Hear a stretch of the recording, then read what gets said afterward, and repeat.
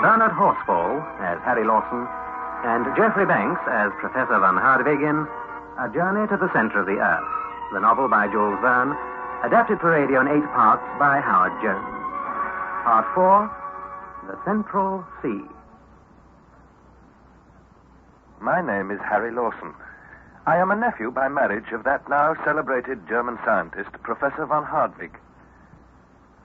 Professor Hardwig is eccentric, brave, and impetuous. Accompanied by our faithful guide, Hans Bjelke, we descended the crater of Snæfellsnes. We journeyed many leagues through subterranean passages. We almost died of thirst before Hans discovered a hot spring. One day, I became separated from my companions. 100 miles beneath the surface of the earth. I was alone, lost in utter darkness. I must have gone mad for a while. I ran about, screaming, dashing myself against the granite sides of the passage. And then, as I lay with my head close to the wall, I seemed to hear a strange, distorted jumble of sound far, far away. I seemed to hear voices speaking my name. Could it be that this passage was a sort of whispering gallery? I believed it must be so. I put my lips to the wall, and I said as clearly and as distinctly as I could, "Uncle Hardwig." I waited. To my distracted mind, an eternity passed. Then, some words reached my ears and stirred my throbbing heart anew. Harry, my boy, is that you? Harry, is that you? Yes. Yes, Uncle. Where are you? I don't know. And your lamp? My lamp is out. Smashed. What about the Handbach, our guiding stream? I have lost it. I see. Keep your courage up, Harry. We will do our best. Uncle, I haven't the strength to answer a lot of questions. But I beg you, for heaven's sake, go on talking to me. Do not talk yourself, my boy. Just listen to me. We have been searching for you in all directions, upwards and downwards in the gallery. I had begun to give up hope, even I, my dear boy. You can never know the tears I have shed. At last, supposing you to be still on the road, beside the Hansbach, we came down the gallery again, firing our guns. It may be a long time before we actually meet, but do not despair, my dear boy. It is something gained, even to hear each other. Uncle, there is one thing I must know. And what is that, Harry? I must know how far away you are. It's not difficult to calculate, I think. Let us do so. Have you the chronometer?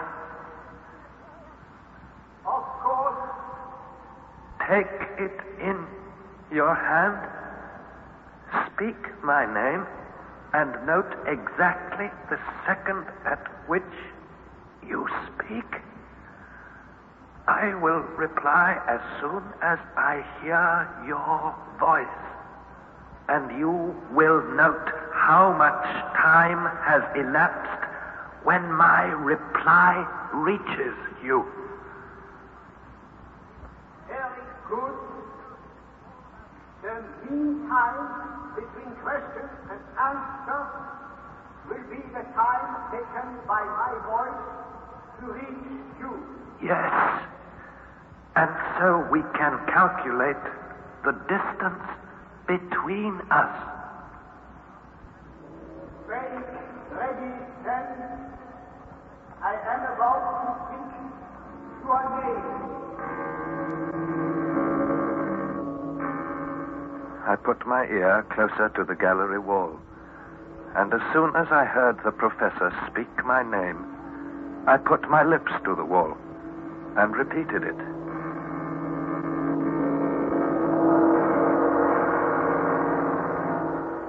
At last, at long, long last, my uncle spoke again.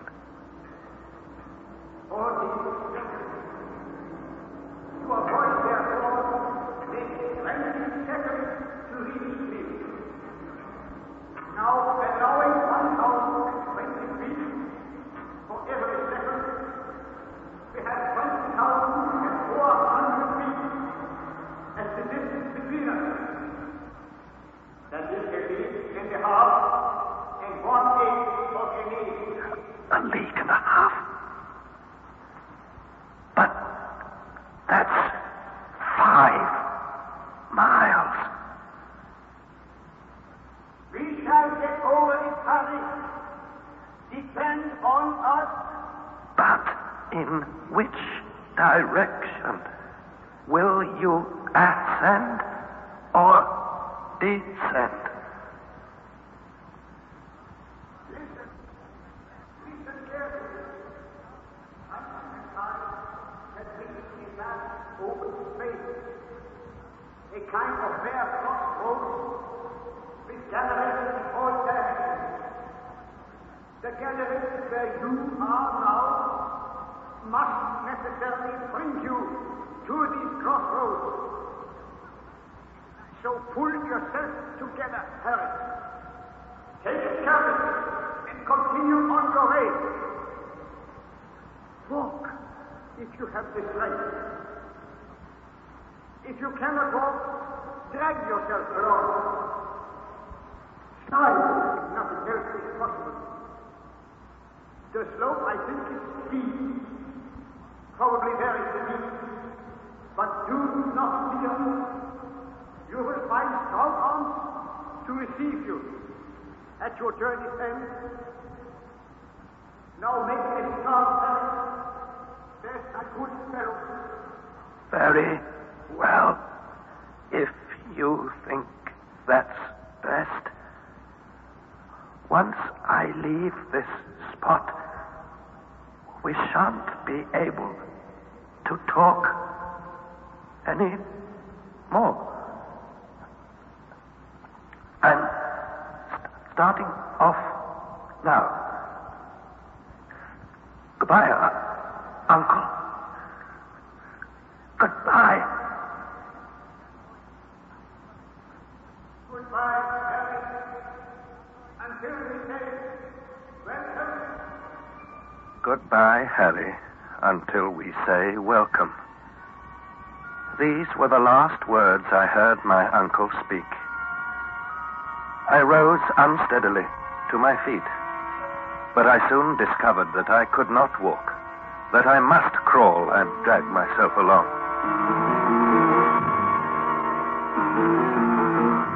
The slope became very steep, and I allowed myself to slide down. The slope steepened. I slid faster and faster. I could do nothing to save myself. Suddenly, the earth gave way beneath me. I was flung forward into a void of solid blackness. It was a sort of well, a vertical gallery. My head struck against a projecting rock. I dropped senseless as if death had already claimed me for his own.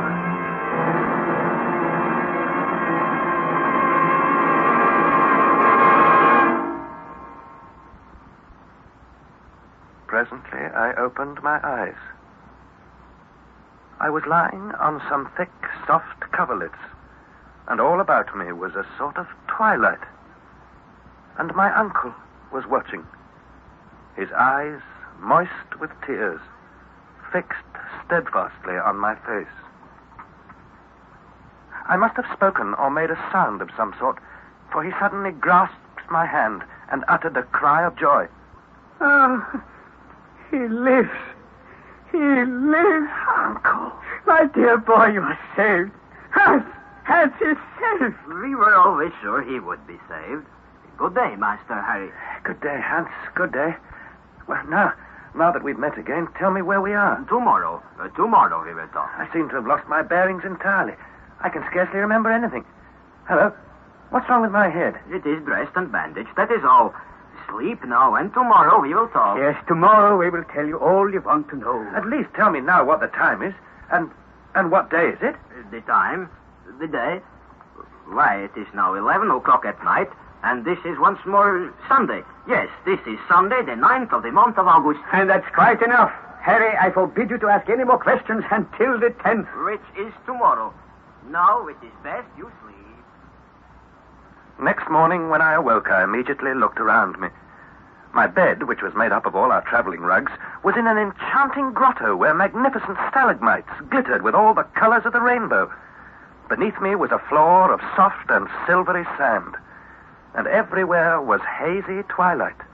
No torch, no lamp was burning, but certain mysterious beams of light reached me through the entrance of the grotto. And there was something more. I heard, or seemed to hear, a vague, indefinite murmur, like the ebb and flow of waves upon a shore. And sometimes I truly believed I could hear the sighing of a wind. I began to think I must be dreaming. And even when I assured myself that this really was no dream, that I was fully awake, I began to wonder if my brain had been affected by my fall, and all that had happened to me in the last 24 hours was a frenzied vision of madness. But then I thought, then surely not both my eyes and my ears would deceive me at the same time. No, it was a fact that somehow a ray of blessed daylight had penetrated a fissure in the rocks. But what about the murmur of the waves, the sighing of a wind? Perhaps, thought I, perhaps they have carried me back to the surface of the earth during my illness. Perhaps my uncle has given up the expedition. As I was puzzling myself about these things, my uncle joined me. Good morning, Harry. I fancy you are better this morning, eh? Yes, Uncle. Splendid, splendid. You slept soundly, very soundly, my boy. Hans and I took turn and turn about to watch you. Seemed to us you were improving every hour. Eh, Hans, eh? Oh, yes, he is much better. You know, I'm jolly hungry. I feel I could devour anything you put in front of me. Good, you shall eat. I think you have no fever. I put an ointment on your wounds and bruises, an ointment of which only we Icelanders know the secret. I am sure you are better, much better. My uncle presently put a meal before me, and as soon as I had eaten, I overwhelmed him with questions.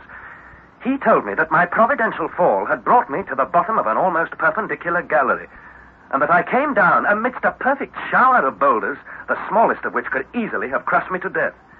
They came to the conclusion that I had dislodged and carried down with me an enormous rock, and riding, as it were, on this fearful chariot, I was cast down and fell almost headlong into my uncle's arms, insensible and covered with blood. Yes, Harry, it is a miracle that you were not killed 1,000 times over. So let us take care, my dear boy, never to separate again. Never. Never to separate again? But that is what I said. Why, what is the matter, Harry? have we or haven't we returned to the surface of the earth? Oh, we certainly have not. I must be delirious. Down in that direction I can see daylight. And don't I hear the whistling of a wind? The murmur of a sea? And is this all that makes you uneasy? Well, surely it's enough. Can you explain these things? I will not attempt to explain them, my boy, for the whole thing is inexplicable. But as to that, you shall see and judge for yourself. My opinion, for what it is worth, is that geological science is only in its infancy, Harry. and we shall astonish the world with our discoveries. Very well. Let me see for myself, then. Not so fast, my dear Harry. After what you have been through, you must take great care before going into the open air. Open air? But when my uncle realized that my unsatisfied curiosity was doing me more harm than good, he gave way. Wrapping myself in one of the coverlets, I hurried from the grotto. At first, I could see practically nothing. My eyes, quite unused to the light, could not bear the brightness, and I had to close them. When I was able to reopen them and to adjust them to the light, I stood motionless, unable to utter a word. Never in my wildest moments had I imagined a scene like this. The sea! The sea! Yes, Harry, the Central Sea. No future navigator can contest the fact that I discovered it, and hence I have the right of naming it the Central Sea. A vast, limitless expanse of water. A shore of beautiful, soft, golden sand mixed with small shells. The long, deserted home of some of the creatures of a past age. The waves broke incessantly with a peculiarly sonorous murmur, and many a dash of spray was blown into my face. A mighty superstructure of rock rose above us to an inconceivable height. On all sides were caves and promontories and enormous cliffs, partially worn by the eternal breaking of the waves through countless ages. And the cliffs faded into distance like a fleecy film of cloud. This was in reality an ocean, with all the usual characteristics of an inland sea, only horribly wild, cold, and savage. How was it that I was able to look out on this vast sheet of water instead of finding myself in impenetrable darkness? All before me was lit up, as if by daylight. But some things were lacking. The dazzling brilliancy of the sun, the pale, cold light of the moon, the brightness of the stars. It was evident that the light of this subterranean region, from its trembling and flickering, its clear, dry whiteness, its superiority to moonlight, was electric. Something in the nature of the aurora borealis, only that its phenomena were constant and able to light up the whole of the ocean cavern. The tremendous vault above our heads, the sky, so to speak, appeared to be composed of nebulous vapors in constant motion.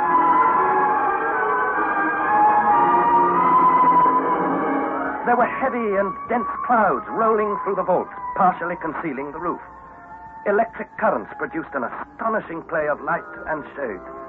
Deep shadows were cast beneath, and then suddenly, between two clouds, there would come a ray of unusual beauty and remarkable intensity. The effect was sad and melancholy.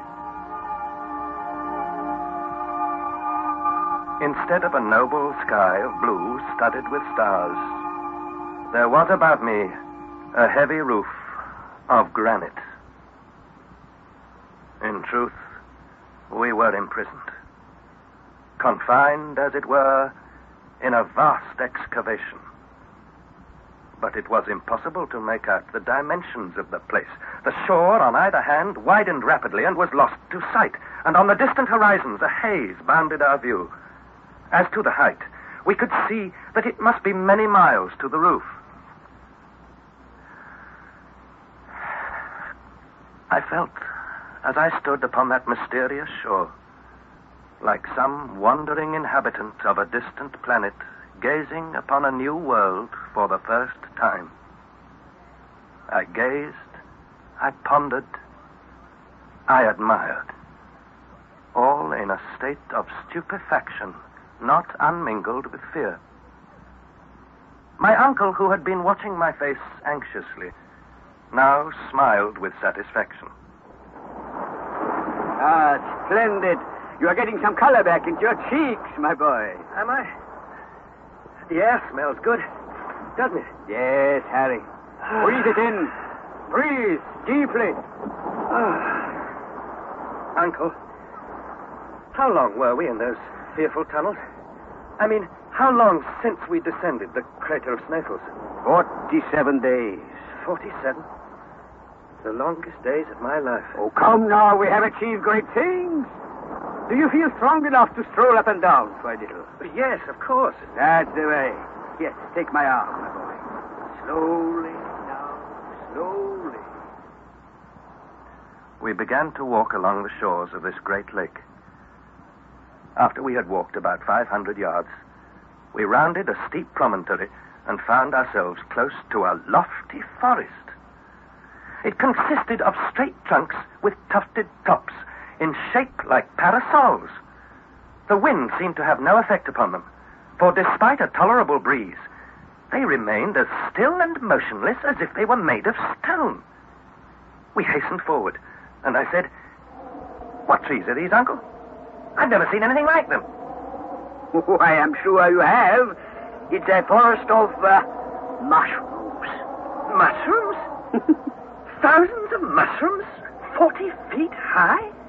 It can't be. Not mushrooms, I grant you, but nevertheless, mushrooms. Let us go on a little. The cold and the gloom in the shade of the mushroom forest were intense, and I was glad to return to the light and comparative warmth of the shores of the lake. We had not gone far when we came upon many familiar trees, growing to an exorbitant size. Trees, gigantic grasses, flowering ferns as tall as pines. Oh, magnificent, splendid. Here we have the whole flora of the transition period spread before us. The common plants of our gardens growing like mighty trees. Look around you, Harry. No botanist ever before gazed on such a sight. A great hothouse and a vast menagerie. A menagerie? What do you mean, Uncle? Look at the dust you are treading on. Bones, my boy. The bones of antediluvian animals. Here, look. The lower jawbone of a mastodon. Yes. And teeth. Ah, yes. The molars of a dinotherium. Here's a leg of some sort. Belonging to a negatherium. Did you ever see anything more splendid? But there, we have seen enough for one day. Let us turn back. Next morning, I awoke early, feeling completely restored. After my illness and suffering, I thought a swim would do me good, and so I plunged into the waters of the Central Sea. It was cool, fresh, and invigorating.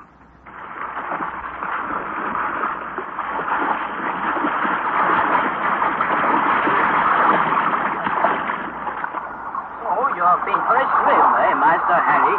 Yes, and I'm quite famished. Good. I have made a fire and cooked a breakfast. Will you have coffee? Coffee? Yes, please, Hans. Then here is coffee. Very hot. I think you are better. You are quite recovered. I think I am, Hans. I say, where are you off to? I have work to do. Do not worry. When I had eaten, I returned to the seashore with the professor. The waves were breaking monotonously on the beach, and the waters seemed to be rising.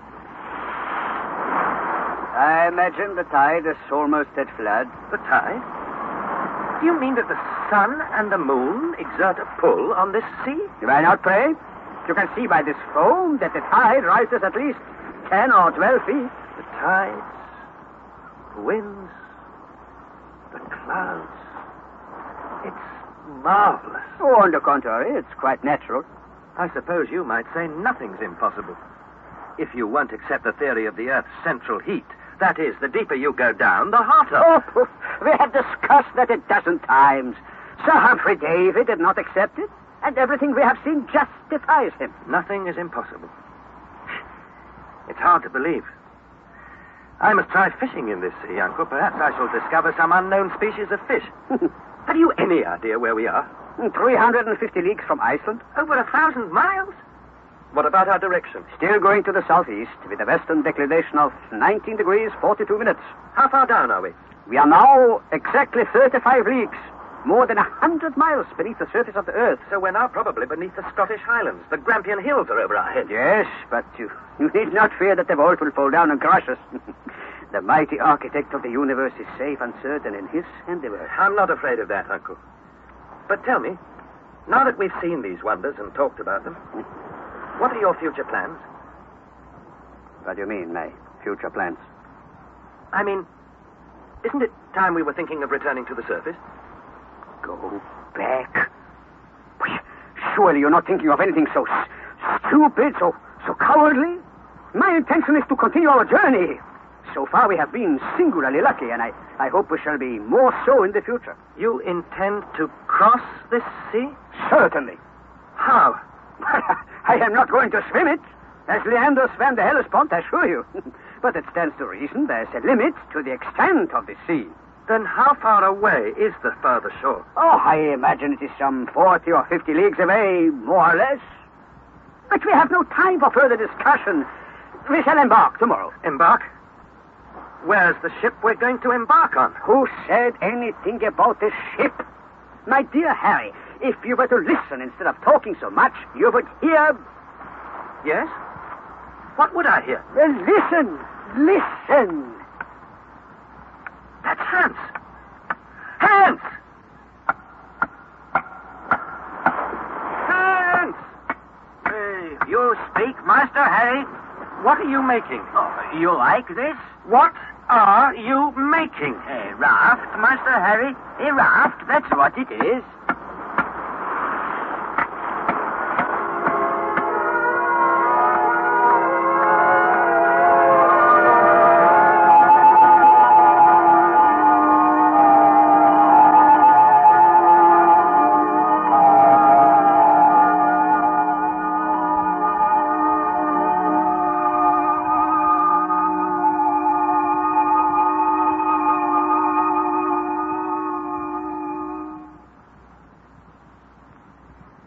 That was the fourth installment of A Journey to the Center of the Earth, adapted by Howard Jones from the novel by Jules Verne.